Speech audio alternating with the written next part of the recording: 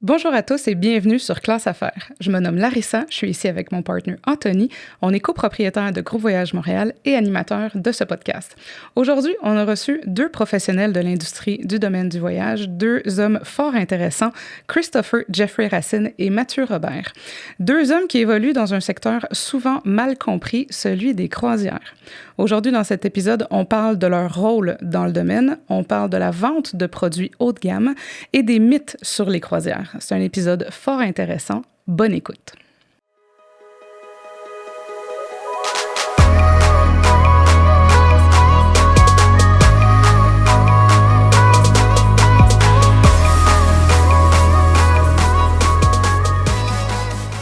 Salut Mathieu, salut Christopher.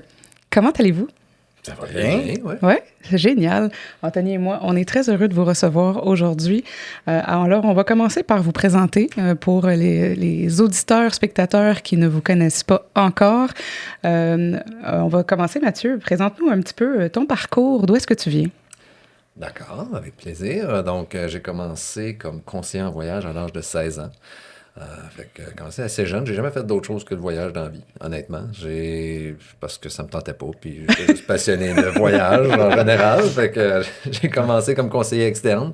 Puis, tu sais, je vendais à mes meilleurs clients, c'était mes parents. Ben, c'était des bons clients. Puis, tu sais, des bouches à oreille, de la famille, puis des amis. Puis j'ai développé une certaine clientèle jusqu'à... Ça allait quand même assez bien, là, comme job d'étudiant, si on veut. Ouais. J'ai fait ça pendant 2 ans, puis après ça, je me suis lancé dans une autre agence, à ce moment-là, Voyage Gendron, pour ne pas les nommer.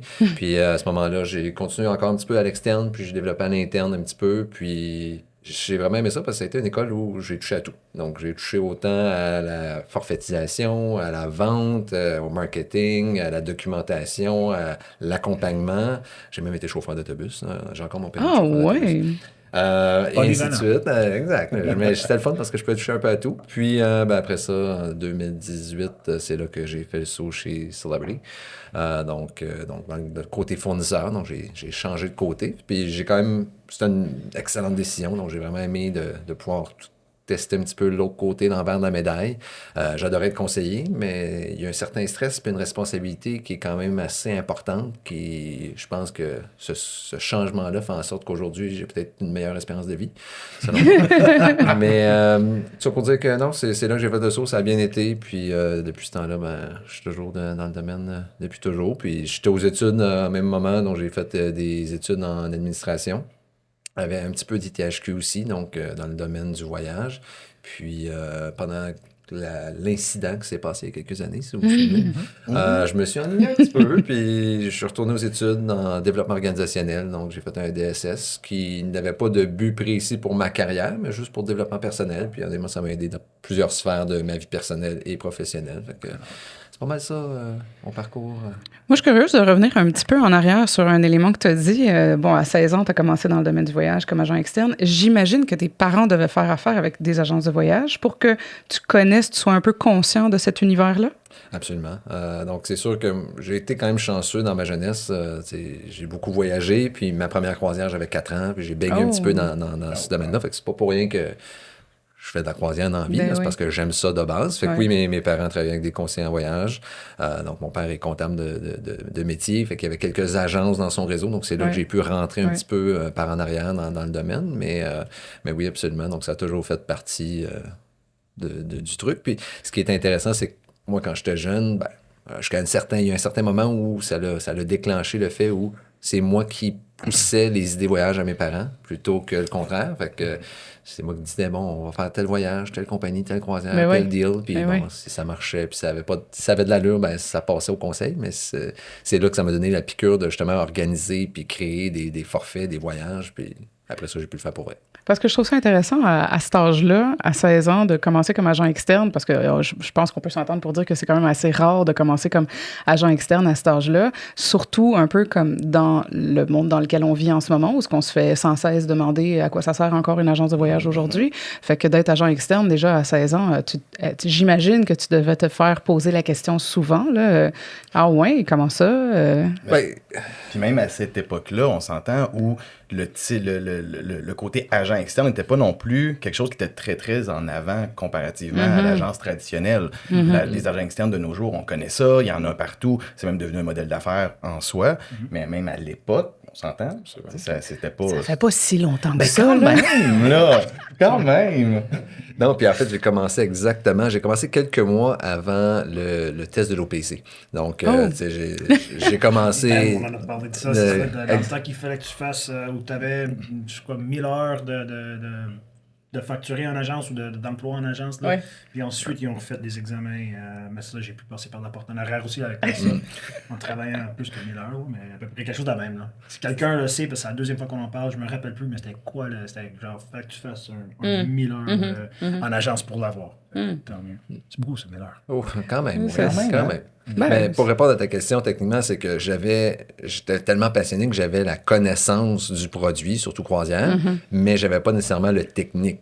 C'est là que j'ai appris sur le tas, puis que ça a été plus difficile en commençant, comme tout le monde commence nécessairement, puis c'est normal, là, mais point de vue connaissance, je l'avais, fait que je pense que c'est là que j'étais capable de me prouver d'une certaine façon. C'est clair.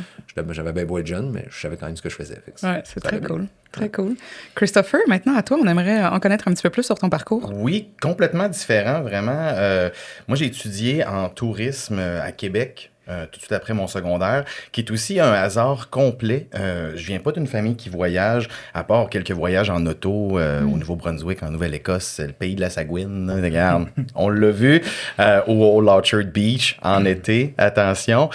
Mais à part ça, vraiment zéro. Mais rencontre conseiller en orientation, quand on sait pas trop quoi faire à 16 ans.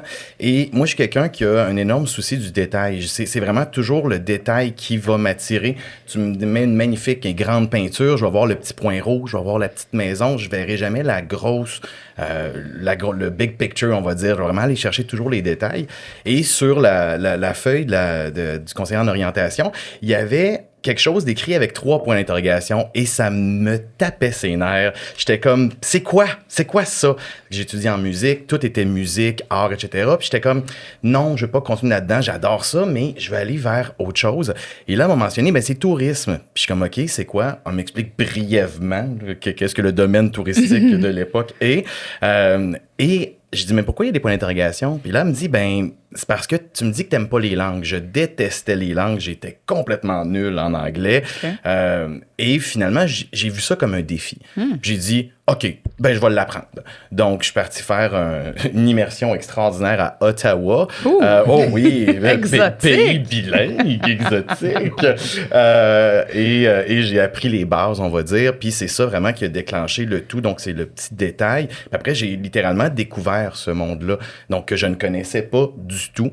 Je suis tombé en amour, oui, avec ce monde-là. Au départ, j'ai été beaucoup plus dans le local. Je guidais donc des groupes à Québec ou encore à New York, à Boston, etc. Je suis parti travailler en France comme en animation, comme DJ, MC Christo à l'époque. Oh oui! Et animateur aussi. Donc, j'adorais ce côté-là d'être en avant, de donner de l'information puis d'avoir du plaisir finalement, de communiquer avec les gens. Puis après ça, je suis revenu au Québec. J'étais en France pour faire ça. Je suis revenu au Québec et j'ai fait, j'ai envie de m'enraciner, de revenir. J'avais plus envie d'être un étranger.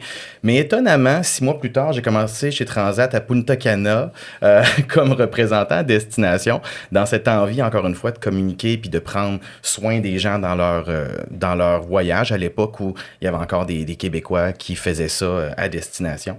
Et j'ai fait ça pendant 3 ans. Je suis revenu ensuite, puis c'est là que j'ai commencé les ventes. Donc, chez Transat, donc j'ai commencé à connaître un peu plus, me familiariser avec justement les relations, les ventes, comment on bâtit des partenariats, comment vraiment on fait du développement. Ça a été une super belle école parce qu'on touchait à tout. À l'époque, il y avait vraiment tout produit qui se vendait, autant l'Europe, les croisières, le Sud. On parle de quel moment, ça, tu disais? Là, on est au début des années, en 2013. Okay. En 2013, à cette époque-là. Okay. Donc, on avait encore un magnifique portfolio à pousser. J'avais un territoire qui était intéressant, qui était toute la rive nord de Montréal jusqu'en Abitibi, l'extrême rive nord. Oui. Et ensuite, c'est ça qui m'a fait connaître un peu tout. Puis à un certain moment, j'ai eu envie de me spécialiser. Je me suis dit, OK, je suis content de connaître tout ça. Je suis content de l'école que j'ai eue. Mais maintenant, j'ai envie d'aller un peu plus à fond dans un produit, dans une marque. J'ai envie de connaître juste une ligne de croisière ou un hôtel, etc. Et c'est là où, dans l'opportunité réellement, il y a eu un poste qui s'est ouvert chez Royal Caribbean pour le développement au Québec, dans l'Atlantique. Donc, je l'ai eu. C'est là que j'ai commencé à toucher aux croisières. Et ensuite, ben, il y a eu, en effet, cet événement pas clair, cet incident, la COVID, qui est arrivé, qui m'a un peu fait dérailler, mais qui m'a permis d'aller vers mon autre spécialisation, qui est la communication, où j'ai étudié un peu à temps partiel ici et là. J'ai pu aller faire différentes compagnies de communication, etc., dans l'envie de vouloir revenir quand le monde tournerait d'une bonne manière. Et c'est ce qui est arrivé. Donc, je voulais pas revenir à tout prix pour n'importe qui non plus. J'avais fait le Théo, j'avais fait la croisière, puis j'ai toujours comment on peut dire, cette manière de penser de j'ai pas envie de faire des choses que j'ai déjà fait, j'ai envie de découvrir, j'ai envie d'explorer.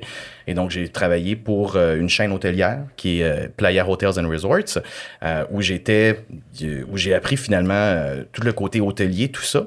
Et à un certain point, j'ai voulu encore me spécialiser encore plus, aller vers un marché qui était plus niché, qui était plus haut de gamme, un peu lâcher la masse et vraiment de pouvoir aller plus en profondeur, encore une fois, dans un produit qui, lui, est déjà plus profond.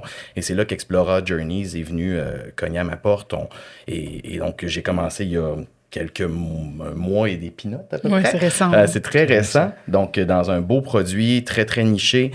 Et moi, à travers tout ça, c'est vraiment toujours l'envie de communiquer, l'envie de développer qui m'a amené puis de me spécialiser au fur et à mesure avec l'expérience que j'avais déjà en voulant goûter à du nouveau. Mais justement, tu parles que tu as fait Théo, croisière, tu as fait aussi le côté hôtelier. Ouais. Est-ce que ça t'est déjà venu à l'esprit, le côté conseiller en voyage?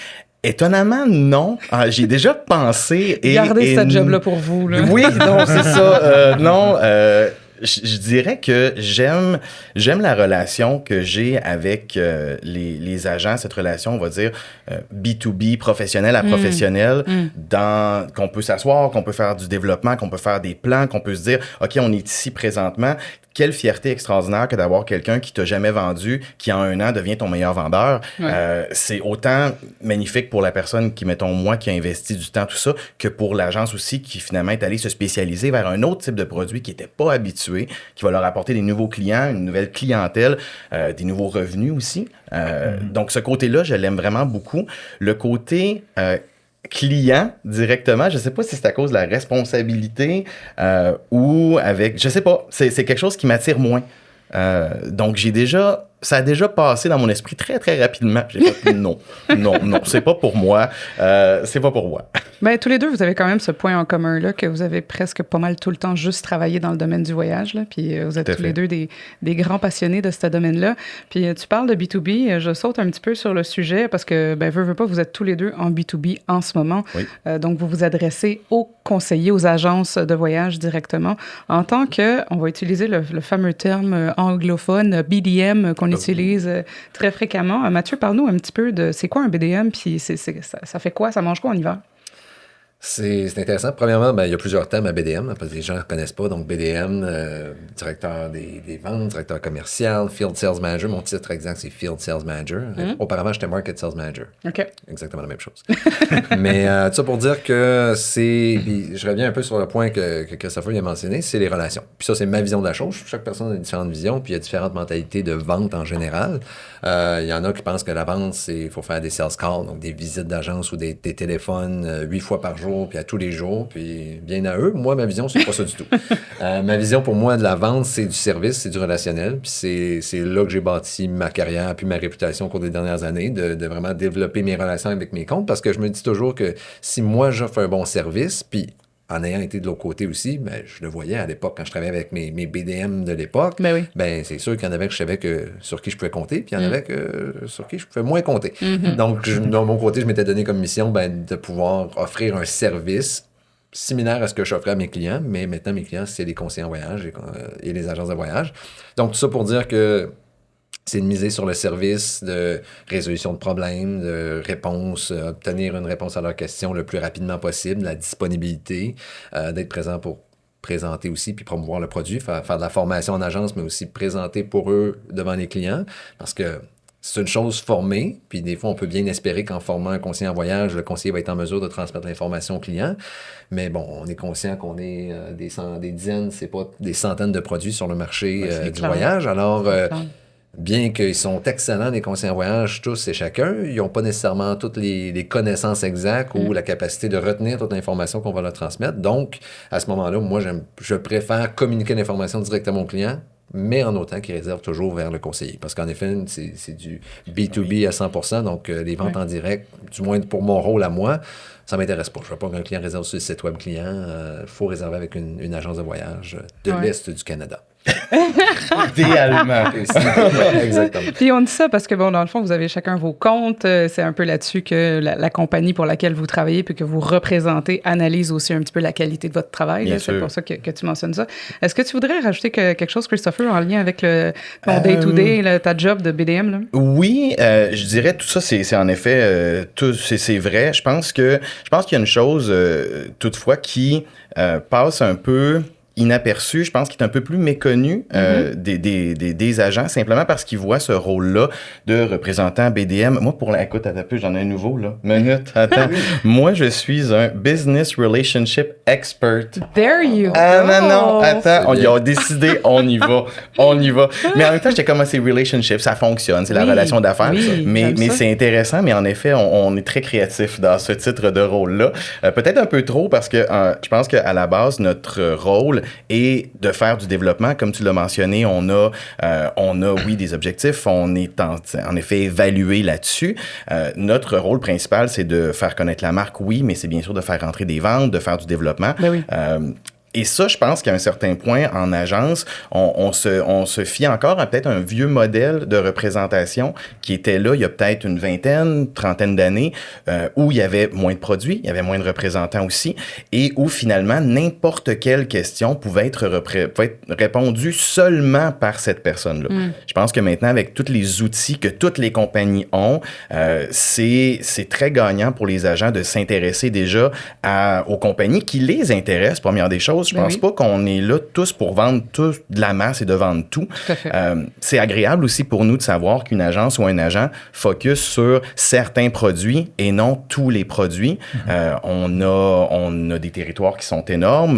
Moi, j'ai le Québec, l'Atlantique, Ottawa. Tu dois à peu près avoir une chose qui ressemble à ça. Même chose. Ce qui fait en sorte que les invitations, les choses qu'on a, on en a vraiment beaucoup. Donc, à un certain point, c'est pas qu'on veut choisir, mais on n'a pas le choix. Et donc, quand on voit qu'une agence envoie, par exemple, entre autres, à tout le monde, ben c'est sûr que c'est peut-être un peu moins attirant que certaines agences qui vont focusser sur un type de clientèle, même s'ils ne vendent pas mon produit, quand on sait le type de clientèle ou un type de produit, c'est facile, on est capable on le sait qu'on va avoir finalement des ventes, on va être capable de développer. Je pense que ce côté développement-là, des fois, est un peu oublié au profit du côté représentation, on est là pour parler de la compagnie, on est là pour toutes les petites questions qui, en quelques clics, parfois peuvent être répondues. Puis c'est pas qu'on veut pas répondre, c'est qu'à un certain point, quand on reçoit du 100, 200 courriels par jour, on essaye de répondre le plus possible. Concrètement, c'est des ça? déplacements. En plus des déplacements, en plus des salons, en plus des événements. Concrètement, ça ressemble à ça, 100 à 200 courriels par jour? Oui, ça peut ressembler à ça, facilement. Par les agences, les conseillers. Par les conseillers directement. Donc, à un certain point, oui, on essaie. À un certain coup, je suis parti un petit mois, l'année passée, j'avais 1000 quelques courriels qui m'attendaient à mon retour, que j'ai réussi à tout répondre, mais ça a pris 2 mois et quelques. Parce qu'à travers tout ça, on a des événements, des déplacements. C'est pas qu'on ne veut pas donner un bon service, c'est qu'à un certain point, on essaie de prioriser aussi les choses, comme n'importe qui, comme les conseillers aussi priorisent des choses, là, comme tout le monde. Donc c'est un peu ça. Je pense que le côté développement gagnerait à être peut-être un peu plus connu du côté conseiller, simplement parce que... Mieux compris, parce que je pense qu'il y a bien des conseillers qui pensent en fait que vous avez plein de chapeaux, beaucoup de chapeaux, ou qui savent juste pas c'est quel chapeau, ou qui comprennent pas bien le chapeau que vous portez. Tout à fait. Puis j'en le sais aussi, j'en ai malheureusement dans mon équipe qui aussi, on a besoin de les éduquer, c'est surtout ça, c'est de les éduquer sur c'est quoi le rôle d'un BDM, parce que sinon, vous êtes autant le support à la clientèle. On est tout. Oui, vous êtes tout. Puis spécialement ici, parce qu'on a le côté francophone. Exact. Donc, veut pas, on a... moi, je travaille pour une compagnie qui est européenne, donc Donc oui, il y a de l'anglais qui est là, il y a aussi, mais rarement, il va y avoir le côté francophone. Donc souvent, c'est un peu l'avenue facile, puis c'est correct, puis on est aussi là pour ça. Mais des fois, comme tu dis, peut-être un peu, ça gagnerait à être mieux compris, ce côté-là. C'est la compréhension, mais pour revenir là-dessus, c'est qu'en effet, au Québec, moi, je pense qu'on a une particularité vraiment unique due au fait de la langue. Parce que si je compare avec tous mes collègues à travers le Canada ou à travers les États-Unis, ben eux, ils ont la facilité parce qu'il y a tous les services directement pour les conseillers. Ben, ils peuvent appeler, ils peuvent contacter ci, ils peuvent contacter ça. Ils peuvent tout faire, par exemple, par eux-mêmes sans contacter le sales manager. Et même, pour aller plus loin encore, même les présentations PowerPoint qui sont fournies, ben, ils les prennent tout cuit dans la bouche, puis c'est parfait. Alors que moi, ben, faut tout que je traduise, faut tout que je fasse moi-même, faut tout que je fasse en double. Donc, tout le travail est dédoublé d'une certaine façon, comparativement à mes autres collègues, parce qu'on a la portion de la langue qui est super importante. T'sais, à chaque fois que je fais un webinaire, je peux pas en faire un, il faut que j'en fasse deux. J'en fasse un en anglais, il faut que j'en fasse un en français aussi. Donc, ça vient rajouter cet aspect additionnel qui est quand même assez imposant. Tu sais, des demandes spéciales qu'on peut recevoir qui sont tout à fait légitimes là, réellement là-dessus. On va les recevoir en français, on va les traduire, on va les envoyer aux bonnes personnes. Oui. Tandis que le réseau de nos collègues vont faire un forward, regarder le courriel en dessous et c'est réglé. Donc, c'est toujours beaucoup d'investissement aussi. Puis, on est content, puis on est conscient. On est conscient, mais on est content aussi de ça. Je trouve que c'est une belle particularité d'avoir cette proximité-là avec les agents et les agences comparativement ailleurs. Le marché du Québec est complètement différent de celui du Canada, de celui des États-Unis, de celui de n'importe où. On dira ce qu'on voudra. D'un point de vue marché, on reste un peu un petit pays qui a sa propre manière de faire. Donc, on essaie d'adapter ça, mais c'est sûr que ça fait beaucoup aussi à un certain point, en plus de tout ce qui est déjà demandé. On le ferait pas si on n'aimerait pas ça. Donc, tu sais, qu'on s'entende là-dessus tout de suite. Mais c'est sûr que oui, il y a beaucoup de choses à faire.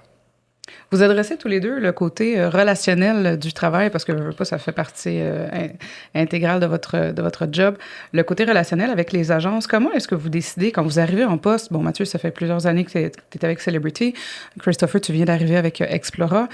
Tu reçois ta liste d'agences, puis tu pars de où? Comment est-ce que tu fais pour un peu comme analyser tes comptes, savoir quelle agence prioriser, quelle agence a du potentiel, puis comment est-ce que tu analyses tout ça? Évidemment, tu peux pas toutes les rencontrer en dedans d'un mois. Fait que de quelle manière est-ce que tu navigues à travers ça? Ben, tu sais, tout à fait, parce que si je compare quand j'étais chez Royal, même chez Playa, essentiellement, qui sont nos clients? Toutes les agences qui sont dans notre territoire. Point. Donc, mes clients n'ont pas changé par rapport à qui j'étais, avec qui j'étais il y a 2 mois ou maintenant.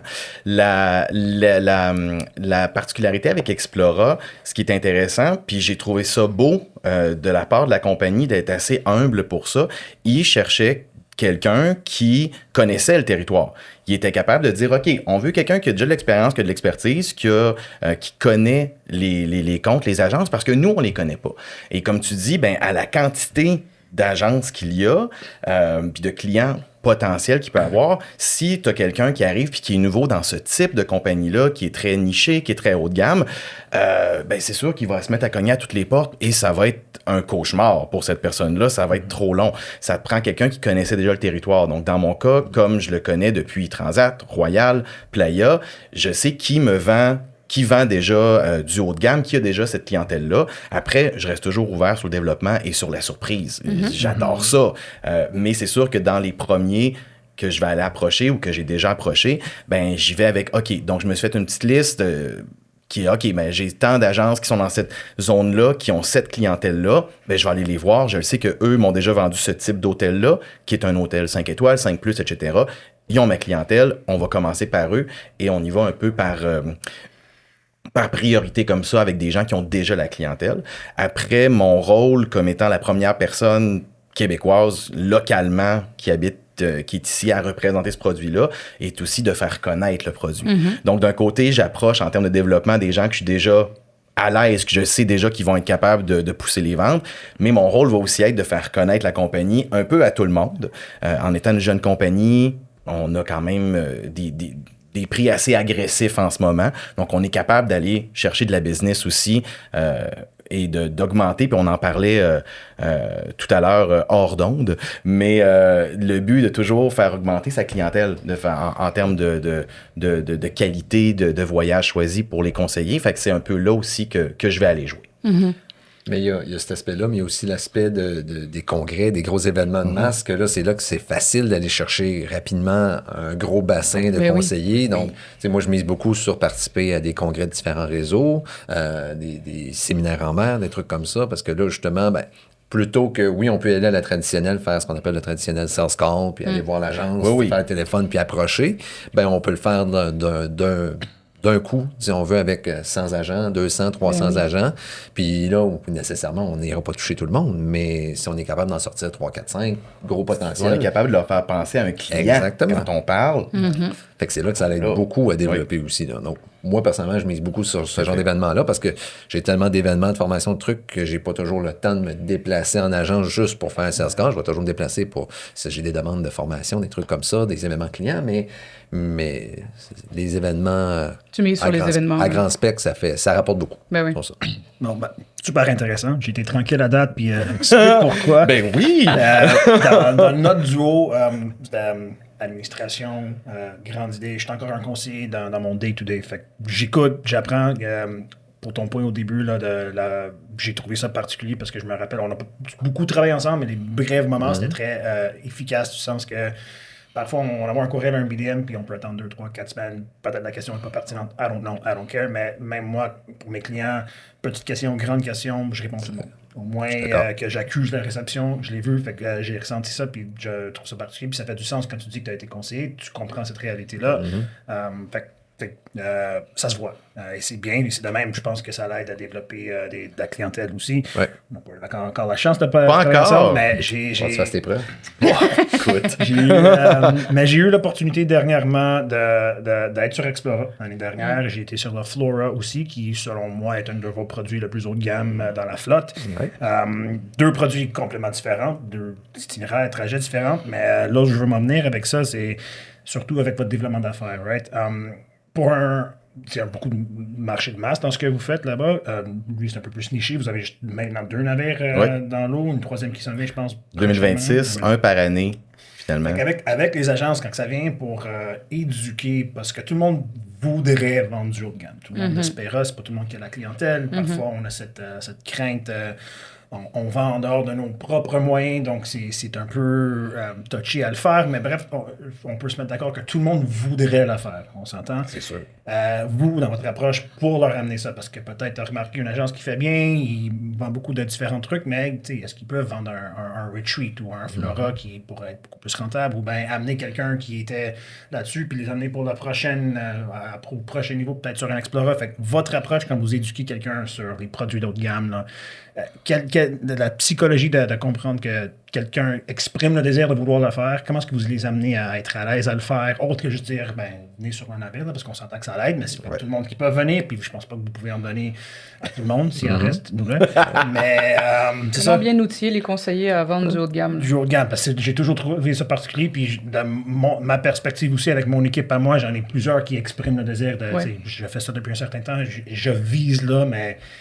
c'est plus la peur que rien d'autre parce qu'ils connaissent le produit ou sont capables de s'informer un peu, peut-être plus que madame, monsieur, tout le monde, mais c'est ensuite trouver cette clientèle-là, puis ils ont aussi la peur que les clients haut de gamme ont déjà affaire avec quelqu'un. Fait, comment leur faire allumer qu'il y a quelqu'un qui n'a pas les moyens aujourd'hui, qui va avoir dans 5 ans, comment tu l'accompagnes dans ce cheminement-là, puis je dis ça d'une perspective aussi où j'ai fait mes chemins avec mes clients, puis mes clients que je vendais du Cuba il y a 20 ans sont maintenant rendus sur des produits de même, fait que... longue façon de te poser ma question, mais l'approche de l'autre gamme, là, on se connaît avec ça. Moi, de mon côté, je dirais un classique, mais parfois qui est quand même encore méconnu aujourd'hui, c'est de s'éloigner du prix. Ne pas parler du prix. Quand je parle de Galapagos, quand je parle de suite, je mentionne jamais le prix, parce que après ça, des fois, ça peut faire peur à des gens alors qu'ils comprennent pas. Tu parles pas de prix, tu parles de quoi? Bien, je parle de valeur, puis je parle d'émotion, d'expérience. Quand je parle de retreat, par exemple, qui est notre formule suite, ce que je vais faire toujours, je vais juste raconter des anecdotes.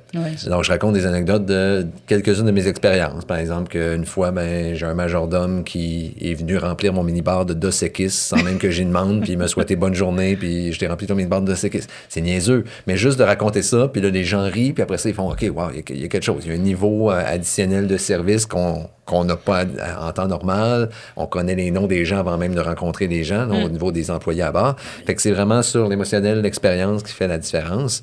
Puis, je reviens encore sur le prix, sur le budget, mais je me souviens de l'époque que j'étais conseiller. Je demandais toujours aux gens quel est le budget qu'ils mettaient sur un voyage. Mais c'était toujours l'information que je m'en foutais carrément parce que je sais très bien que ça veut rien dire. S'il me donnait 5 000 de budget, ben, j'allais facilement à du 7 000 8 000 parce que, justement, les gens ne te donneront jamais leur vrai budget. Donc, toujours un petit peu avoir cette mentalité-là d'aller plus haut puis offrir plus puis toujours en prouvant le pourquoi du comment. Puis à partir du moment où tu parles d'émotion, tu parles d'expérience, bien là, les gens ont de la misère à quantifier le budget qui va avec. Fait que c'est vrai que c'est une très bonne idée de vraiment parler d'expérience puis d'émotion avec le client, pour le conseiller, pour l'agent, de parler de ça. Puis je m'occupe de toi, puis je m'occupe de ce dont tu m'as parlé, je vais te le mettre en image, je vais te proposer une solution, je vais te proposer un voyage de rêve, puis tu fais des liens, évidemment, en proposant le voyage. Tu renommes des éléments que lui a nommés parmi les choses qu'il voulait vivre dans son voyage. Donc, tu fais des liens au niveau de, justement, les expériences qu'il voulait vivre. Mais c'est vrai que ne pas parler de budget, c'est éviter des problèmes plus tard, à se dire, ah ben là, je t'avais dit que mon maximum, c'était ça, ou tu sais. Exact. Puis, parce que les expériences Flora et Explora se sont faites back-à-back l'année dernière. J'ai été chanceux avec le timing. Puis j'ai souvent tendance à faire ça dans mon processus aussi. Je publie beaucoup, j'affiche beaucoup, mais pour venir à ce que tu venais de dire, là, je suis en train de faire une vente sans même qu'il y ait un client qui me l'ait demandé. Fait que, ils ont vu mon Galapagos, puis tous les animaux, des terrains qu'on a vus. Ils ont pu comprendre que c'est un navire intime. Puis à ton point, on est arrivé à bord, ils savaient déjà qui j'étais. J'ai pu commander un verre en bas, puis ils savaient en haut. C'est sûr qu'ils savaient déjà t'étais qui, check c'est ces petits points-là de service. Exact. Ils savent tout au long du temps, ils sont toujours contents de vous voir. Explora, c'était beaucoup de la même chose. Ce que j'ai aimé sur Explora, c'est qu'en parlant aux employés, il y avait beaucoup de monde qui venait de l'hôtellerie. Et pas forcément de la croisière. Fait que ça se voyait, que ce soit les barman ou les serveurs d'un restaurant. Fait que ça voyait, il y avait cette habitude-là parce qu'on parle dans une perspective d'un nouveau produit amer, mais ça semblait que c'était amer depuis 10 ans. Et le même concept là-bas, j'étais en publiant l'expérience en ligne, parce qu'il y a du monde qui va me dire, je sais tout de suite, il me dit, ça a l'air super beau, ça coûte combien? J'y réponds jamais. Ben non. Mais là, tu as une autre personne qui dit, oh mon Dieu, c'est élégant, je pense à mon lune de miel, là, j'engage avec la conversation. Exact. Puis de plus en plus, il y a plus de monde qui font ça, autre que le monde qui vont dire, ça arrive de temps en temps, ça coûte combien cette affaire-là? Je suis comme, t'es pas mon client. You know what I mean? Mais je rebondis sur ce que tu dis, par exemple, parce que je suis certaine qu'on pourrait avoir bien des conseillers qui vont nous dire, ouais, mais moi, je l'ai pas fait, fait que comment tu veux que je le vende? Tout à fait, mais c'est comprendre... c'est une bonne question. La façon que je le vois, c'est aussi, autre que ces produits-là, à un moment donné, il y a d'autres, que ce soit dans les tout inclus ou ailleurs. Si vous ne savez pas c'est quoi du haut de gamme et vous ne pouvez pas vous le permettre, là, allez au centre-ville, va manger au Four Seasons. Right? Va dans un restaurant haut de gamme pour quelque chose de même, parce que c'est pas juste le fait d'avoir pouvoir être à un hôtel, c'est le service. Quand un serveur, un restaurant... il engage, il regarde des yeux, il n'est pas en train de te vendre, il pose des questions avant que tu commandes quelque chose. Les petits détails. Ben oui. C'est tous les petits détails. Parce que je veux pas, le luxe, le haut de gamme, ce n'est que du détail. Ouais. C'est le souci du détail par excellence. Ils ont dû un budget de 20 000 ou 30 000, c'est quoi la différence entre le 10 000? Ils s'attendent à un certain niveau de service. Si vous n'êtes pas familier avec ce que c'est, puis vous croyez que vous ne pouvez jamais y arriver, mais la même chose, je pense que pour arriver sur le Flora, j'avais fait une bonne année avec Celebrity, puis je parlais avec un autre représentant dans le temps, puis ça l'a donné, puis je me dis, tu sais quoi, yes, ça fait du sens, mais c'est en comprenant le produit. Fait que, pour ceux qui sont là-dedans aujourd'hui, qui peuvent pas aller dans un restaurant haut de gamme, mais démontrer un vouloir d'en apprendre, pas juste pour vous-même. Faut ensuite dire, le fait d'y aller, faut que ça résulte en quelque chose, right? Absolument. Si vous voulez le faire, mais... J'aime ce concept-là. Si vous ne le savez pas, même des magasins de détail, des vêtements, allez vous faire acheter conseiller, vous faire conseiller. Ben oui. Passez du temps autour de ça. Prenez un magazine Forbes, lisez un peu là-dessus. Montréal, c'est une belle ville qui a beaucoup de choses de la sorte. Puis on ignore parfois qu'il y a des belles hôtels ici. On a un port, il y a des affaires. Il y a des moyens d'aller s'entourer de cette psychologie-là, de ce monde-là pour comprendre qu'est-ce qu'ils font cliquer cette clientèle-là, parce que Oui. c'est un petit peu long pour un prix. Là. Le monde qui va dans un restaurant, là, ils regardent le prix du steak, Oui. là, ils veulent un steak, mais c'est parce qu'ils veulent un steak, parce que le steak est décrit de la façon qu'ils veulent le faire, puis il va être cuit à la perfection, Oui. puis la personne l'amène, puis c'est tranquille, puis c'est sans souci, puis c'est vite, puis c'est constant. Ton Oui. steak, là, il va sortir bien à chaque fois. Fait que Mathieu, je te donne la parole. Mais Non, mais- on a tout quelque chose Les qu'on veut deux, dire là-dessus. Les deux, on gratte. Allez-y. J'ai juste une petite anecdote. L'affaire, c'est que, mettons que vous n'avez pas eu l'occasion, là, je m'adresse aux conseillers, mettons que vous n'avez pas eu l'occasion d'essayer un produit haut de gamme, de luxe, mais que c'est ça que vous voulez vendre, il faut, encore une fois, miser sur l'émotion, l'expérience, et pas raconter les différences dans les petits détails, dans le sens, tu sais, oui, c'est le fun de dire gant blanc, service gant blanc, mais ça veut dire quoi, service gant blanc? Encore une fois, revenez à l'état d'esprit, revenez à l'émotion, à l'expérience vécue, à comment on se sent, parce que j'ai eu quelqu'un à un moment donné, et c'est ça l'anecdote, qui me demandait c'est quoi la différence entre business class puis économie, donc dans un vol. Et dans la discussion, à un moment, il m'avait dit ah, OK, je pensais que c'était comme un peu juste d'avoir des ustensiles en métal plutôt qu'en bois. Là, tu sais. Mais Il n'y a pas raison, mais Il y a c'est pas pas de juste raison, ça. exact. C'est exactement le C'est pas concept que de ça. c'est un petit détail, mais c'est pas que ça. Je veux dire, oui, ça fait partie de l'expérience qu'on va avoir en business, mais évidemment que c'est pas que ça. Puis c'est pas avec juste cet élément-là que tu vas convaincre ton client. Ah, OK, je vais payer 3 000 de plus pour avoir mes ustensiles en métal. Tu sais, c'est pas juste ça. Il faut comme parler un petit peu plus de l'expérience globale. En fait, moi, je veux juste rajouter, puis qu'on se dise des vraies choses. Là. Je suis d'accord avec le fait que, puis j'ai toujours été fervent du fait que si tu veux vendre un produit, tu le fais, puis après ça va être beaucoup plus facile de le vendre. Mais ça reste que conseiller en voyage, c'est le titre officiel, mais on se cachera pas. C'est un vendeur dans l'âme. Il faut être Ben en oui. mesure de vendre. Ben oui. Donc, quand même que tu n'as pas fait le produit, c'est pas vrai que tu n'es pas capable de le vendre. J'ai vendu beaucoup de produits puis beaucoup de destinations que j'ai jamais vues de ma vie. Bon point. Mais il faut juste être en mesure de le promouvoir, puis après ça, d'aller dans le détail, de parler de l'anticipation, des attentes et tout. Puis encore là, ben, je m'excuse, mais c'est le rôle d'un vendeur de pouvoir Exactement. pousser ça de cette façon-là. Donc, Puis c'est de se faire rêver aussi, surtout quand on pense au luxe, au haut de gamme, c'est d'être capable de se faire rêver soi-même.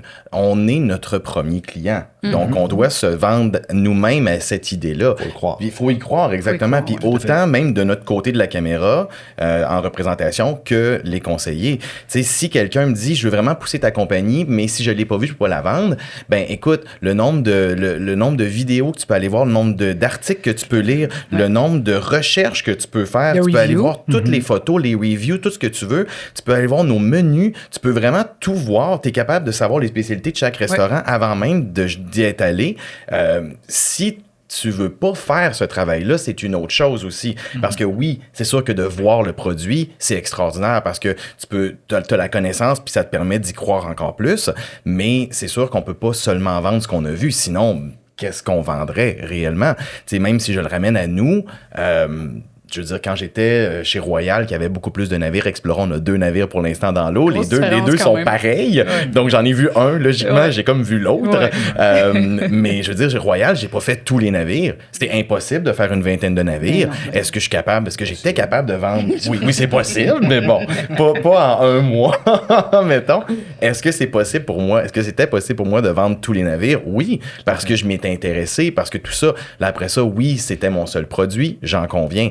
Mais comme je le disais tantôt, un moment donné, il faut focusser. Il faut aller, si votre envie est d'aller vers le haut de gamme, tout ça, tranquillement, pas vite, d'augmenter en termes de qualité les produits offerts à la clientèle, ben il faut aussi nous-mêmes s'intéresser et poser les bonnes questions. Puis tantôt, j'ai trouvé ça super intéressant quand tu parlais des questions qui sont posées justement, puis du souci des détails.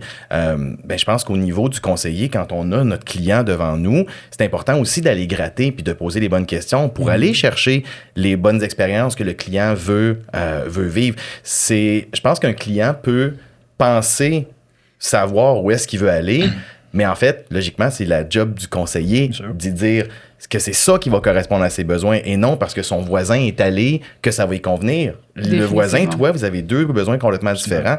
Puis des fois, peut-être parce qu'on est un peu dans le jus, tout ça, on oublie un peu cette facette-là. Donc, c'est important de s'intéresser à chacun des clients, puis d'aller gratter, puis de semer l'idée justement du luxe avec les expériences. c'est pas important, c'est essentiel. Parce que je me souviens de mon époque de conseiller, puis j'ai 1 ou 2 anecdotes rapides, mais je me souviens que j'avais des clients qui m'étaient arrivés avec un produit croisière X, qu'est-ce que t'en penses, c'est un bon deal. Puis j'ai dit, ben, tu touches pas à ça avec une pôle. Parce que je connaissais un petit peu le client, puis j'étais comme, t'aimeras pas ça. Et finalement, ça a fini que j'ai pu vendre un produit beaucoup plus haut de gamme, qui était approprié pour eux, mais c'est juste qu'ils connaissaient pas. Ils savaient pas c'était quoi la différence. Donc, c'est important. Puis je vois ça avec mon équipe parce qu'il y en a quelques-unes qui expriment le désir d'en vouloir vendre du luxe, mais je leur demande souvent pourquoi. Parce que c'est pour être plus rentable, pour faire plus d'argent. Parfois, en leur posant la question, c'est une question piège. Parce que si c'est ça la réponse de pourquoi tu veux le faire, tu manques un peu le but. Quand il y en a d'autres qui m'expriment, c'est parce que j'évolue dans mes propres goûts, comme un peu ce qu'on dit. Puis là, je vois que mes clients aussi, pour leur proposer la prochaine chose. Puis quand j'étais sur l'Explora, quand j'étais sur la Flora, ce que j'ai remarqué, parce que j'ai tendance à beaucoup parler avec le monde qui sont dessus, parce que je m'intéresse à la personne au Texas, qu'est-ce qui a fait en sorte qu'il a choisi ce produit-là. Sur Explora, je pense pas qu'il y avait 0 personne qui en était à leur première croisière. Et la même chose pour Flora. Là. C'est pas des initiations à la croisière aussi, right? Fait que pour en retourner un peu sur comment amener quelqu'un pour la vendre, mais, vous avez fait un longueur dans vos trucs. C'est quoi les similarités? Peut-être si vous vendiez peut-être juste du sud ou du marché de masse. Là. Toi, dans ta vie personnelle, tes goûts qui développent, qui ont le désir. Fait que c'est pas juste, ou bien sûr, c'est des produits qui coûtent un peu plus cher, il y a plus de commissions à faire, mais ça, tu le fais ça pour toi et non ton client. Fait que c'est pas une façon de le faire à long terme. Quand tu gardes de l'optique de, je veux d'abord montrer à mes clients que je reste à l'affût, je suis conscient. Quand Explorer est sorti ou a inauguré, j'étais très content d'aller tourner vers mes clients existants qui en auraient peut-être déjà fait quelque chose de différent. Pas seulement parce que, avant même d'avoir fait la croisière, en parenthèse, là, je l'avais pas fait encore, mais c'est quelque chose qui semble intéressant de tout ce que je vois. Puis vous avez fait ça, je suis pas mal sûr que vous avez aimé ça. Des clients aventure qui ont fait des affaires ou des treks au Japon ou ailleurs ou en Afrique, vous songez de faire quelque chose au Galapagos. Puis parfois, il y avait quelques-unes qui en étaient à leur première croisière là-dessus, mais c'était plus parce qu'ils cherchaient une aventure. Fait que c'est aussi cette combinaison de... C'était pas juste la Flora que je vendais, c'était l'aventure, l'expédition qui est unique à cette région-là, à cet endroit-là. Fait que, avant de se dire, oui, je veux faire ben de la commission, j'en conviens, là, on veut tous, le coût de la vie est très cher, mais de revenir à voir comment et pourquoi, comme vous disiez, là, est-ce que ça plaît à nous, du moins, parce qu'il y a beaucoup de produits de luxe. Puis on s'entend que, comme on a dit tantôt, là, entre un 15 000 puis un 10 000, là, ben oui. Ils sont déjà rendus, là. Ben, puis à un certain point, il y a aussi on parlait des expériences, tout ça, mais si vraiment on se met à analyser en termes d'inclusion, qu'est-ce que ton prix inclut? Parce que souvent, je veux dire, pour une grande majorité des croisières, il y a le prix avant croisière, puis il y a le prix finalement après croisière ou après avoir ajouté différentes choses. Donc, quand on tombe dans des produits où il y a beaucoup plus d'inclusion, comme le mien, mais c'est vrai parce qu'à un certain point, oui, parfois le premier prix peut frapper, mais après ça, quand on se met à analyser aussi puis à comparer, et puis à un certain point aussi, tout le côté, je pense que les agents ont tout intérêt à proposer un produit croisière, même quand c'est pas un produit croisière qui est demandé. Souvent, nous, on se dit dans l'industrie que en tant que croisiériste, on a une petite compétition, c'est sûr. On a des clients qui se promènent, puis il y a des choses qui se rejoignent, puis d'autres qui se rejoignent moins, peu importe le produit, tout ça. Mais le côté hôtelier, souvent, va se rapprocher un peu plus de, je dirais, nos compétiteurs directs, parce que c'est une autre offre, puis surtout que c'est une offre que les gens sont beaucoup plus habitués de voir, puis d'aller facilement. Et c'est dans l'intérêt d'un conseiller, dans l'envie de vouloir peut-être aller percer du côté croisière ou d'augmenter la qualité de ce qu'il vend ou d'augmenter simplement le prix puis ses propres finances. Puis c'est bien correct, là, on est tous là dans une industrie qu'on aime, mais on est aussi là pour travailler puis manger. Et à un certain point, c'est correct de se dire, ben écoutez, selon toutes les questions qu'on a posées, mais j'aurais ces hôtels-là, mais petite surprise, je vous mets aussi un petit choix croisière qui correspond essentiellement à tout ce que vous m'avez demandé, mais qui est sur l'eau. Vous n'en avez jamais fait. Je vais être là pour l'accompagnement, tout ça. Des fois, ça peut faire peur, la croisière, simplement parce qu'il y a peut-être un peu plus de choses à faire avant, mais il n'y en a pas tant que ça non plus. Puis c'est un peu les conseillers qui sont là pour démystifier le tout. Les gens pensent parfois que c'est juste très, très, très compliqué, alors que finalement, c'est pas si compliqué que ça. Là, c'est plus simple sur plusieurs points. Mais oui, en effet. Ben, tu veux y aller?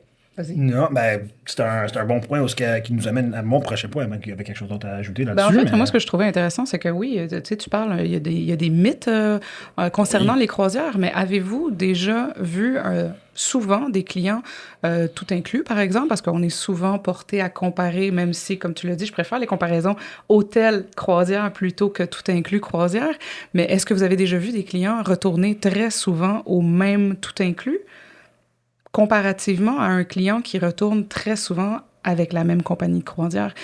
C'est un concept qu'on se fait souvent mentionner, en tout cas que moi je mentionne à mon équipe, c'est que le pourcentage d'appréciation du produit croisière, les clients reviennent beaucoup plus fréquemment à leur... Il y a un attachement aussi à la compagnie de croisière. Tout à fait. Des fois au navire, mais principalement à la compagnie. Tu sais, ils vont se promener d'un navire à l'autre, selon les destinations aussi.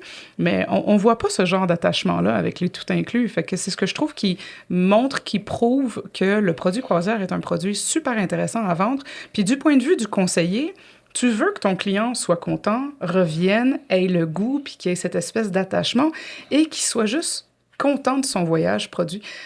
Combien de fois ça arrive, là, des conseillers qui, OK, ils ont vendu ce tout inclus-là, ils l'ont quasiment garroché en espérant, en se croisant les doigts que que le client va revenir satisfait, parce qu'on est toujours un peu hésitant de vendre certains tout inclus, mais ça arrive beaucoup moins avec les croisières. Si pas, on peut même se permettre de dire quasiment presque jamais. C'est vrai. Parce qu'on le sait que le client va revenir enchanté de sa semaine. Là. Ben, en fait, tu le dis, c'est parce que la croisière, c'est un cadre de satisfaction ou de standard qui est fixe, peu importe le navire, peu importe la destination dans le monde. Donc, tu sais que si tu vas en Asie, tu vas en Amérique du Sud, tu vas dans les Caraïbes, tu vas en Europe, tu vas manger aussi bien dans tous les cas, le service va être aussi bien dans tous les cas. Donc, tu peux vendre avec cette certitude où c'est standard comparativement à, encore une fois, l'hôtel ou le tout inclus qui, selon la nationalité, selon le pays, ben, il peut y avoir des variations quant au service, au standard de service, quant à la qualité de nourriture et tout ça, alors que, ben, on sait que la croisière, peu importe la compagnie, ben, la nourriture, c'est la même à l'international, peu importe la destination. Ouais. Tout à fait. Continuons là-dessus. Parce que ça se voit, je pense, pour tout le monde. On est un peu peut-être plus jeune que la majorité dans le domaine, mais je trouve ça particulier pour un certain sujet. On parle de croisière aujourd'hui. Même avec ma clientèle à moi qui plus ou moins ressemble à qui nous sommes, j'ai des clients un peu partout, là, mais j'essaie beaucoup aussi de les amener, de les tirer de où est-ce qu'ils sont pour faire une croisière. Parce que moi, je suis accro, j'adore. Bien sûr, à cause du métier, j'ai eu la chance d'en faire plus que d'autres, mais c'est comme une mission pour moi pour les amener vers une croisière. Dans vos rôles de PDM, tous des autres termes, dans mon territoire, qu'est-ce que vous remarquez à ce niveau-là quand vous voyez des agences? Est-ce que vous voyez une certaine clientèle modèle? Parce qu'on a tendance à dire, j'ai souvent eu la même question, mais c'est pas pour les retraités ou c'est pas pour les vieux, les vieilles, ou pour les jeunes familles, où on a juste cette impression que c'est juste des gros navires avec des manèges ou d'autres affaires. Il y a un ou deux extrêmes. C'est soit la fête à la mer ou bien Tuxedo et tout. Il n'y a pas un entre-deux, mais on le sait très bien, on a un entre-deux. Oui. Défaisons les mythes. Ouais, parce que c'est juste pour les vieux, ça coûte trop cher. C'est plate. On n'a pas le temps pour visiter. On n'a pas le temps pour visiter. J'ai mal de mer. Le fameux mal de mer. Ça, c'est pour on a d'autres. c'est le mal de mer. Mais moi la chose qui mérite le plus, puis je l'ai continuellement quand je fais des salons, voyages et tout ça, c'est des gens qui pensent, puis regardent ma brochure, puis qui me disent « Je suis pas rendu là. Oh. » Puis la seule chose que j'ai le goût de répondre, c'est ben, il est probablement trop tard, justement. mais parce que là, honnêtement, je suis pas rendu là, c'est pas vrai. C'est parce que les gens comprennent pas que ce n'est pas une finalité, c'est une façon de voyager. Donc, puis une façon de voyager qui est extraordinaire, qui va résoudre plein de problèmes. Mais bref, ça mérite royalement. Puis, bon, j'essaie de me battre contre ça, mais en effet, c'est pas facile toujours. Oui, puis t'es pas obligé d'avoir un background de voyage de justement tant d'années puis tant de destinations pour avoir le droit d'aller vers la croisière, là, pas du tout. Puis, mais oui, c'est vrai, le fameux « je ne suis pas rendu là ». Après, c'est de demander pourquoi, tu sais, puis d'essayer de gratter un peu. Puis ça, encore une fois, c'est la job justement des conseillers. Je pense que d'un côté mythe, on en a lancé une couple là, comme ça, ils peuvent tous se casser essentiellement quand on se met à s'y intéresser pour vrai puis qu'on veut aller pousser ce côté-là. En effet, nos compagnies ont choisi des personnes comme Mathieu, comme moi, qui, si les croisières étaient juste pour les vieux, on serait peut-être pas les visages de ces croisières-là. On s'entend. Il y a peut-être qu'il y a une raison derrière ça, mais essentiellement, c'est que la croisière, on est réellement pour tous les âges. L'important, c'est d'aller voir quelle compagnie va correspondre aux besoins des clients. Parce qu'il y a des compagnies qui sont ultra familiales, puis c'est bien correct pour la clientèle familiale. Il y a des compagnies que ça brasse plus, que c'est plus du gros party, et c'est correct pour cette compagnie-là. Il y a des compagnies qui sont plus tranquilles, il y a des compagnies pour tout le monde essentiellement. Puis ça, c'est important de démystifier ce mythe-là auprès des clients, mais même à quelque part auprès des conseillers aussi. Parce que, veux pas, si un conseiller se fait dire « Ah, je suis pas rendu là, non, je suis pas assez vieux », puis que le conseiller dit, OK, voici une sélection d'hôtels. Non. Attends un peu, on revient 2 secondes. Attends un peu, là. Comment ça, donc, t'es trop vieux? Je veux dire, il y a tellement de... Puis on parle de plusieurs compagnies, mais t'as des compagnies familiales, des compagnies de 18 ans et plus, t'as des compagnies de toutes. À quel point...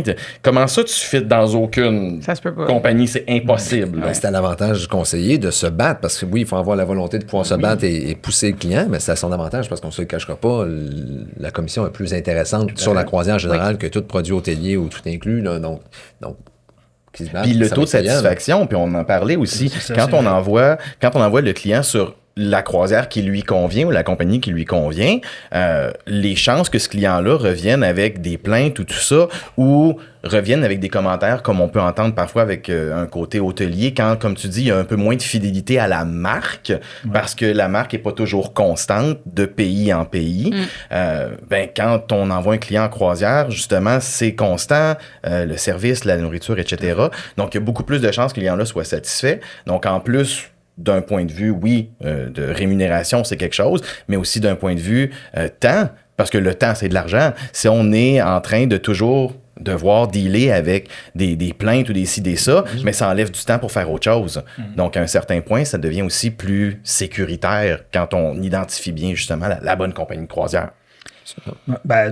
C'est ça, au terme de constance, parce que les mêmes navires, parfois, ils se déplacent de certaines régions aussi. Fait que c'est le deuxième avantage d'une croisière aussi, c'est on vend le navire parfois, autre chose, ou on vend l'itinéraire, ils vont se contenter du navire. Et quand tu as une combinaison des deux, ben, tant mieux. Fait que pour la fidélité, un client dit, comme on disait, là, on sait qu'on va bien manger sur ce navire-là, mais là, OK, il était en Europe, là, il était aux Caraïbes, ou ailleurs, ben, c'est plus facile à les ramener. Puis ce que je remarque aussi, c'est que pour avoir fait ça pendant assez longtemps, la deuxième vente de croisière, là, c'est de l'argent la plus facile que tu aurais jamais faite. On s'entend que c'est rapide. Tu sais le navire, il s'en va où, là? Il s'en va là. Bon. Ben, même bien souvent, la deuxième vente croisière se fait même pas par le conseiller, va se faire à bord. Puis le crédit va tout revenir au conseiller qui aura même pas travaillé sur ce dossier-là, puis finalement va hériter de tout ça. Et c'est ça qui est extraordinaire. Je veux dire, quand tu as des gens qui travaillent pour toi, profite-en. Je ne comprends pas des conseillers qui ne parlent pas du fait qu'à bord d'un navire, c'est le meilleur endroit pour acheter une prochaine croisière. Puis comme tu dis, le crédit nous revient. Puis un vendeur qui est là pour faire la job pour toi. Ben oui. Et lorsque le client est en voyage, il est beaucoup plus susceptible de signer, de s'embarquer dans un projet. Surtout juste avant le souper, à l'heure du happy hour. Exactement. C'est pas pour rien qu'ils sont encore ouverts à ce moment-là.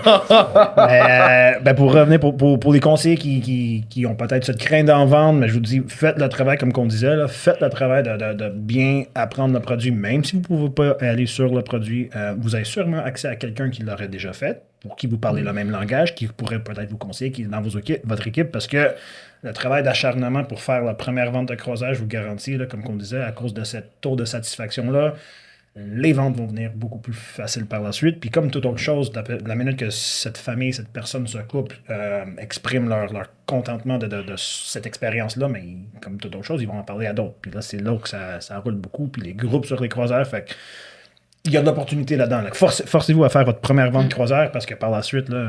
Si je peux répondre très rapidement, c'est qu'un conseiller qui va mettre un effort puis qu'on est en mesure de le reconnaître, c'est donnant-donnant. Oui. Donc, c'est sûr que quelqu'un qui nous dit, tu m'inviteras puis je te vendrai, ben ça nous donne moins le goût d'aider de cette façon-là. Donc, il faut que ça soit donnant, puis nous, on va mettre l'effort également de notre côté, parce que comme on l'a dit, on a des centaines, c'est pas des milliers de conseillers, en fait, des milliers de conseillers avec qui on travaille. Donc, nécessairement, aussitôt qu'on voit un effort, on va être en mesure de le faire de notre côté aussi. C'est encourageant pour nous, puis c'est motivant. Donc, c'est ça. Donnant-donnant, c'est ce que je veux propager comme message, parce que on a bien beau être côté relation client et produit, mais ça reste qu'au final, ben, nous aussi, il faut choisir nos gagnants d'une certaine façon, à un moment donné. Donc, à ce moment-là, ça fait la différence. Je veux dire, quand on lance une invitation, il y a du monde là, qui s'inscrivent. Là. Je veux dire, puis c'est correct, puis on est content de cet intérêt-là. Mais oui, plus une personne va focusser puis va travailler pour vouloir, puis on va le remarquer, puis c'est sûr que ces personnes-là montent automatiquement dans la liste,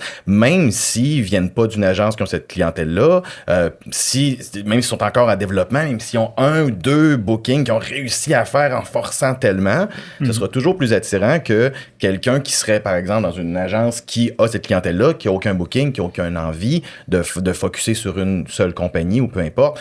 Ce sera toujours beaucoup plus attirant pour nous, là. Ça, c'est certain. Clairement, puis le fait de vendre des croisières, c'est tellement quelque chose qui peut, on l'a mentionné tantôt, fitter à une grande quantité de personnes différentes. C'est sûr qu'on peut parler évidemment de toutes les thématiques que les compagnies de croisières déjà dépensent énormément d'argent à développer, à chercher quelles thématiques valent la peine, fonctionnent. Vous n'êtes pas obligé, vous, en tant que conseiller, de vous casser la tête à trouver des thématiques. Elles sont là pour vous. Les compagnies de croisières dépensent énormément d'argent pour faire des thématiques des fois. Donc, s'il y en a qui sont intéressés à faire des groupes aussi, justement, les groupes, c'est vraiment quelque chose de super intéressant sur les croisières. Puis les groupes, les thématiques, puis même en termes de tendance, le slow travel peut fonctionner là-dedans. Tout ce qui est en lien avec environnement-wise peut fonctionner là-dedans. Il y a des produits pour ça. Tout ce qui est exploration, aventure, il y a vraiment un produit pour chaque personne. C'est vraiment quelque chose un domaine super fascinant, puis on pourrait vraiment en parler des heures parce qu'on est, je pense, tous les 4 des gros fans de croisière. J'enchaîne par contre en vous demandant qu'est-ce qui vous stimule le plus pour les 5 prochaines années dans le domaine de la croisière? Mon côté, c'est certain qu'on a fait une annonce il y a quelques mois où notre entreprise qui est spécialisée dans la croisière maritime et un petit peu d'expédition se lance dans le secteur fluvial.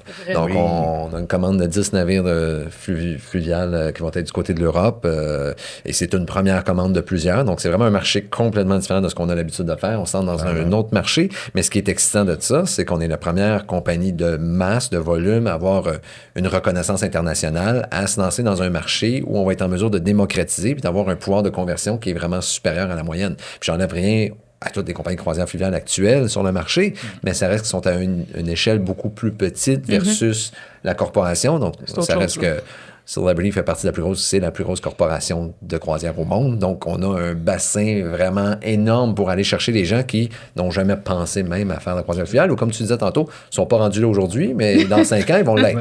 Donc, il faut les faire travailler puis les années là. Cool. Donc, ça, c'est un potentiel intéressant parce que tout comme on parlait de développement tantôt, même si je fais mon travail au quotidien, mais ça reste qu'avec un produit additionnel, c'est un peu qu'il faut recommencer un petit peu à la base avec un produit complètement différent. Puis des clients, des agences différentes avec différentes aptitudes et clientèles pour pouvoir vendre ce produit-là. Ah, tout à fait, c'est hyper motivant, là. C'est très, très cool, d'ailleurs, pour ça.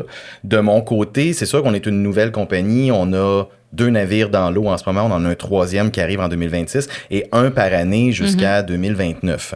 Donc, déjà, dans les 5 prochaines années, ça va être de voir les nouveaux navires arriver. La croisière étant ce qu'elle est, on réserve toujours 1 an et demi et chez plus d'avance. Donc, c'est de voir ces destinations-là qui s'en viennent. On a 2027, on va avoir déjà des navires qui vont aller chercher plus de destinations, puis c'est ça qui est excitant. Une des choses qui nous revient, puis c'est correct, c'est, on aimerait ça avoir d'autres destinations, peut-être plus exotiques, puis je le comprends, on s'entend, mais à 2 navires, on a des Caraïbes en hiver, on a de la Méditerranée en été, puis c'est ça pour l'instant. Mais c'est ça, on n'a pas le choix. Là. À certains points, on peut pas non plus faire un tour du monde à 2 navires. C'est comme ça, puis c'est bien correct. Donc déjà, avec le 3e qui va faire l'Europe du Nord, qui a une magnifique transatlantique qui part de l'Allemagne, qui arrête en Islande, au Groenland, à l'Abbé, puis qui finit à Québec en septembre 2026. Wow. Moi, j'ai déjà hâte d'aller. J'aimerais tellement aller dessus. J'ai tenté, ça a été refusé. Parce que c'est trop long, c'est comme 3 semaines. Okay. C'est trop long dans le cadre de mon travail. Mais pour les clients, c'est parfait. Le Wi-Fi est exceptionnel là-bas. Le Wi-Fi est exceptionnel. 2 satellites, 1 routeur par chambre. Mais oui, ça, en effet, il y a ça. On va aller bientôt, dans les prochaines années, faire de l'Alaska. On va aller faire de l'Amazonie. On va aller faire le canal de Panama. On va aller un peu plus sur la péninsule péninsule arabique, j'ai tellement de la misère à prononcer cette affaire-là, dans ce coin-là. Oui. Fait que on va faire le nord de l'Europe. Donc, moi, ce qui va être de plus en plus excitant, ça va vraiment être de voir l'addition de nouvelles destinations qui s'en viennent. Question de pouvoir desservir encore plus de monde. Juste d'avoir de l'Alaska, avec ce niveau de luxe-là, c'est cool, on va vraiment aller toucher, on va aller jouer en Alaska, je t'annonce ça. Cool. On va aller jouer dans vos plates-bandes un peu, mais c'est le fun, c'est intéressant parce qu'il y a beaucoup de nouveautés qui s'en viennent. Je pense prochainement, comme tu dis, Explora s'en vient, les fluviales, c'est prévu, je pense pas... 2027, les ventes commencent cet été. Je pense que Excel, ça s'en vient bientôt. Excel au mois de novembre, donc nouveau navire, c'est pratiquement tous les ans jusqu'en 2028, 2030 et tout. On parlait tantôt de démystifier la clientèle cible. Moi, ça ne le cache pas, je vis beaucoup sur les réseaux pour différentes raisons. Pour moi, c'est mon magasin en ligne. Là. C'est là où je parle un peu de qui je suis, comment je fais et tout. J'ai remarqué dernièrement beaucoup plus de publicité sur des croisières. Je ne sais pas si c'est moi qui les recherche exprès ou que c'est fait parce que les algorithmes avec... Elle te trouve. Elle te trouve. Parce que ils sont rendus beaucoup plus sophistiqués, ces algorithmes-là, avec l'AI, j'ai toujours de la misère avec ça. Yes. Intelligence. Les deux fonctionnent. C'est ça. C'est ça. Puis, il y a eu des navires dernièrement qui ont inauguré, puis j'ai vu une approche, peut-être si ça se fait depuis un certain temps, mais il y a eu beaucoup de promotions, que ce soit sur des plateformes comme TikTok ou Instagram, où il y avait des célébrités puis des influenceurs et influenceuses, que je trouve génial parce que ça ramène beaucoup plus de visionnement dessus, mais j'ai remarqué moi je les suis pas, mais j'ai été capable de moins trouver 10 personnes ou 10 célébrités influenceurs sur ce navire. J'en ai pas beaucoup d'agents ou d'agences de voyage que je connaissais, peut-être qu'ils étaient là, je ne sais pas, j'en sais pas plus, mais... Du World of America, là, parce que tu l'as pas nommé. J'étais pas sûr ça. On va le nommer, mais oui. Il y avait quand même 2 inauguraux dans 2 villes en 4 jours. Simultanément. Moi, j'en ai juste vu un, pour te montrer. Pendant ce temps-là, nous, on inaugurait notre terminal à Barcelone. Tu sais, je veux dire, regarde, il y a tout, là. Ce navire-là, j'ai remarqué ça, puis je suis... Peut-être une question ouverte, parce qu'on n'a pas la réponse aujourd'hui, mais de voir où est-ce que ça va aller, puis vous êtes dans votre rôle, c'est du terrain avec les agences et tout, mais je présume que vous êtes peut-être mieux capable de répondre pour vos compagnies, mais est-ce que vous avez une idée un peu plus globale sur cette approche-là, parce qu'on parle de démystifier, on parle que c'est pas juste pour les vieux, mais moi sur TikTok, là, on s'entend, il y a une démographique spécifique sur TikTok, puis j'étais content de voir que pendant une semaine au complet, là, tout ce que je voyais, c'était ce navire-là. On s'en fout du navire en soi, mais le fait qu'il y ait eu de l'attention sur les croisières, parce que c'est une approche que d'autres qui font. Je sais qu'il y a de la concurrence que j'ai vue pendant les dernières années, parce qu'il y a toujours la nouveauté. Fait que j'aime que ça s'en va vers là.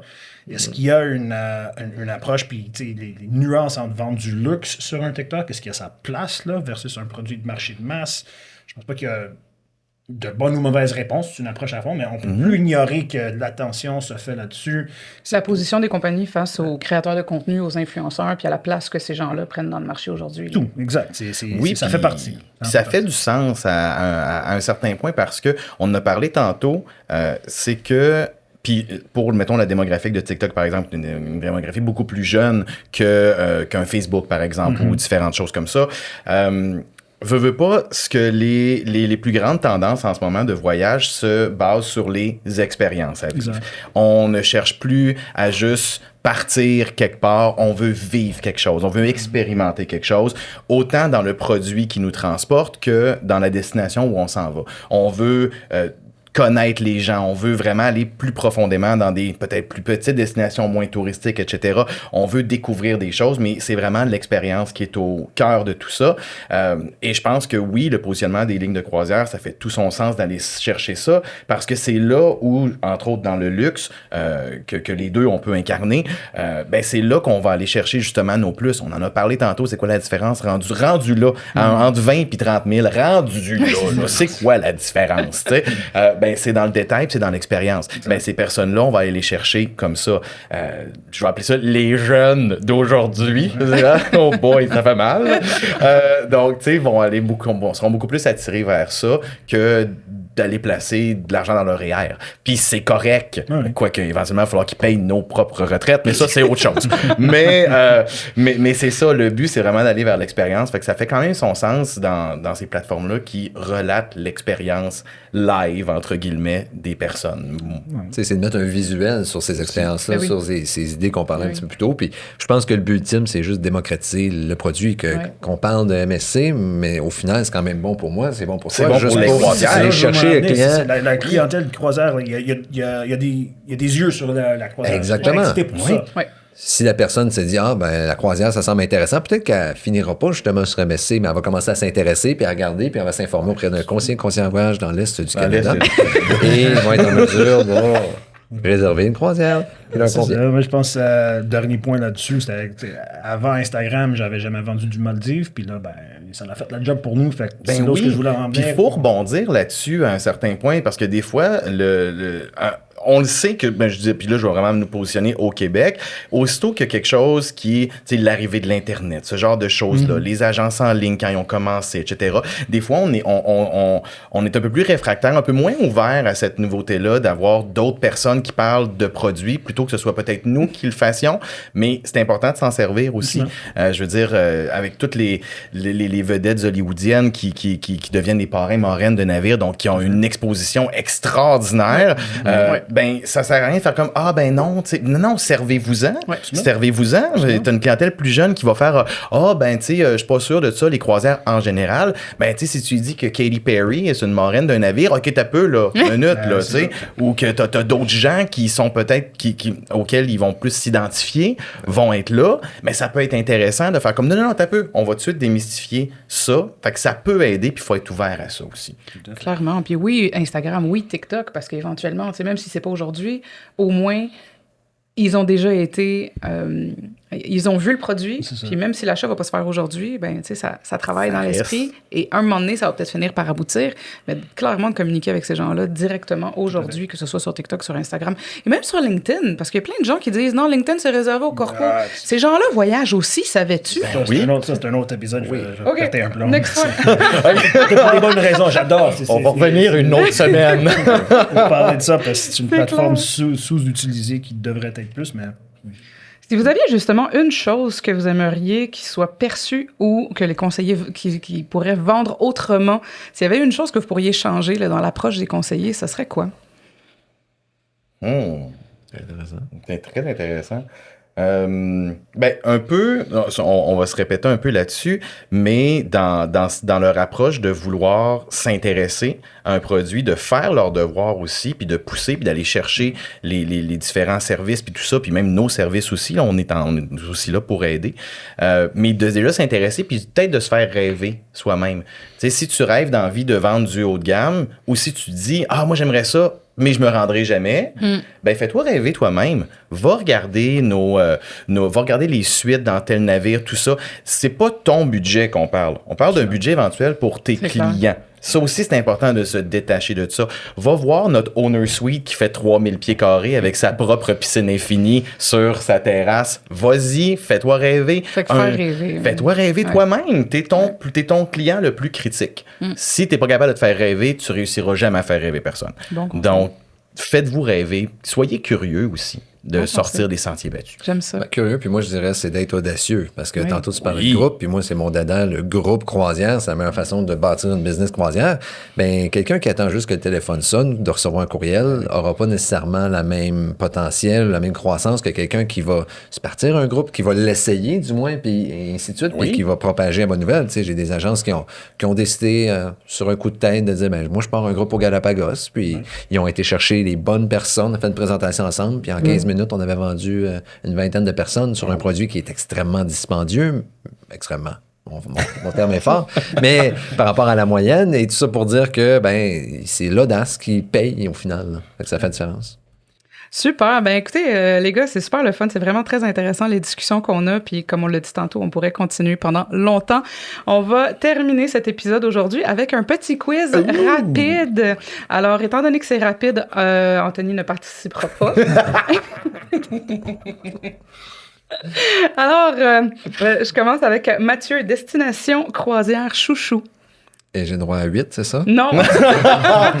Euh, OK, 2. OK, ma Galapagos, donc ça, c'est certain. OK. Galapagos, c'est assez extraordinaire. Ouais.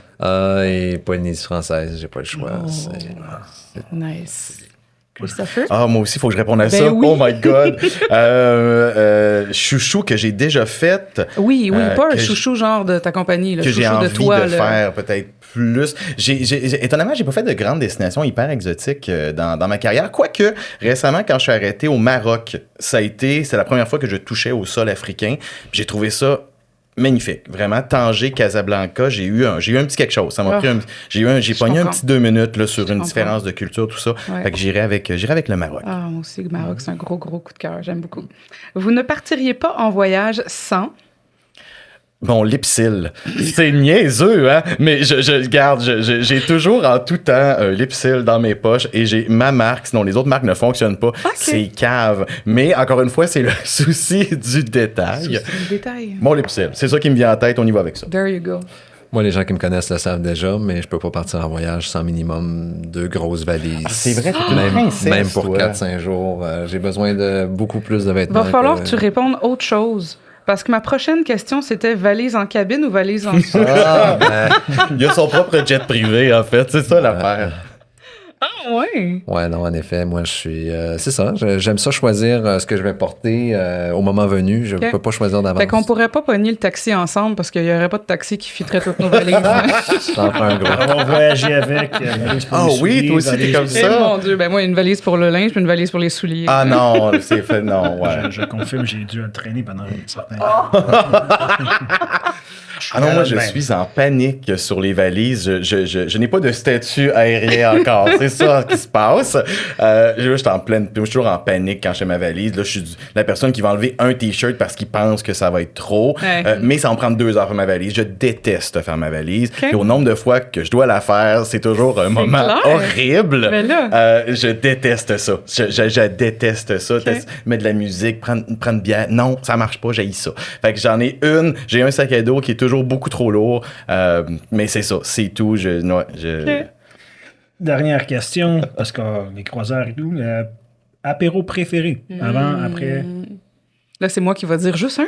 Ouais, non, je suis d'accord avec toi de ce côté-là, oui, parce que... Parce que ça dépend avec qui, quel moment, Ouais, puis on où parle est-ce de qu'on quoi. est dans le monde où est-ce qu'on aussi. est. C'est ça. Ben oui, c'est ça, où le est-ce but, qu'on c'est est? la même chose avec Pisco Sour au Pérou, oh my God. Mais juste au Pérou que c'est bon, tu sais. Ah, c'est ça. C'est ça. Limoncello Spritz. Sauf sur nos navires où on en a aussi du pisco sour. Il va falloir que tu me fasses essayer J'ai pour pas que le je choix. sache. Moi, je suis quelqu'un, dirty martini, mais moi, je suis c'est très complexe. Je demande toujours un extra dry dirty martini au gin Bombay avec une twist de lime. Parce que quand on sait ce qu'on aime, là, C'est ça. c'est ça. Et là, je demande toujours, je dois toujours demander à la personne au bar, est-ce que tu sais comment faire un extra dry? Parce que le côté vermouth, c'est toujours que ça. Très content sur mes navires. On a réussi à trouver ma commande parfaitement. Premier coup, très heureux de ça. Number one. C'est toi? Moi, par excellence, c'est rum and coke, Cuba Libre, Zacapa idéalement. Puis même si les serveurs acceptent, parce que parfois, ils acceptent pas, ils pensent que c'est un sacrilège de mettre du coke avec du Zacapa, mais c'est délicieux, donc c'est bon. Good choice. Merci les gars, très heureuse de vous avoir reçus aujourd'hui. Merci beaucoup. Merci de l'invitation. Merci à tous d'avoir écouté cet épisode. Comme d'habitude, on vous invite à aimer, partager, commenter, écrivez-nous. C'est super important, ça joue un grand rôle pour nous si vous pouviez nous soutenir en faisant tout ce que je viens de mentionner, aimer, partager, commenter, tout ça. Donc, s'il vous plaît, et écrivez-nous si jamais vous avez des questions, des commentaires ou des suggestions de sujets ou d'invités, n'hésitez surtout pas. Merci.